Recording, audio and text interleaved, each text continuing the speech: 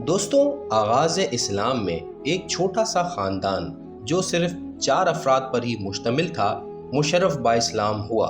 انہیں مشرکین مکہ نے سخت اذیتیں دیں، لیکن انہوں نے صبر اور استقامت کا دامن تھامے رکھا۔ یہ 4 افراد جناب یاسر، سمیہ اور ان کے 2 بیٹے عبداللہ اور عمار تھے۔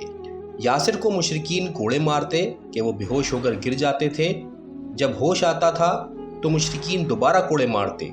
اس کے باوجود آپ نے اسلام نہیں چھوڑا، حتیٰ کہ مشرکین نے اتنا مارا کہ آپ شہید ہو گئے۔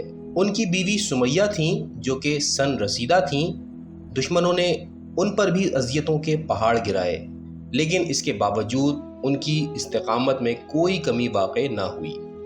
ابو جہل نے ان کے شکم پر ضرب ماری، جس کی وجہ سے وہ بالآخر شہید ہو گئیں۔ ابو جہل لعین ان کو نہ صرف جسمانی اذیت دیتا تھا بلکہ روحانی اذیت سے بھی دوچار کرتا تھا۔ وہ بیچاری سن رسیدہ تھیں اور کمر خمیدہ ہو چکی تھیں۔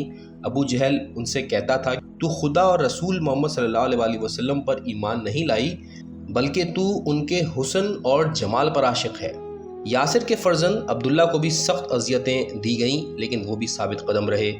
ان کے جسم کو برہنہ کر کے گرم ریت پر لٹا دیا گیا اور لوہے کی زرہ ان کے جسم میں ڈال دی گئی، جس پر وہ تڑپتے رہے۔ شدید گرمی میں اتنی اذیت دی جاتی، ایسا لگتا تھا جیسے ان کو انگاروں پر لٹا دیا گیا ہو۔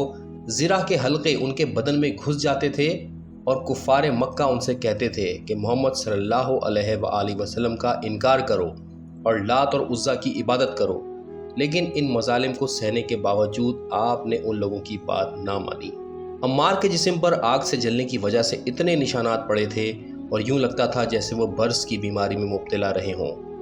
پیغمبر اکرم صلی اللہ علیہ وآلہ وسلم نے اس خاندان کے بارے میں فرمایا، اے آل یاسر، صبر کرو، استقامت سے کام لو، تمہارا مقام یقیناً جنت ہے۔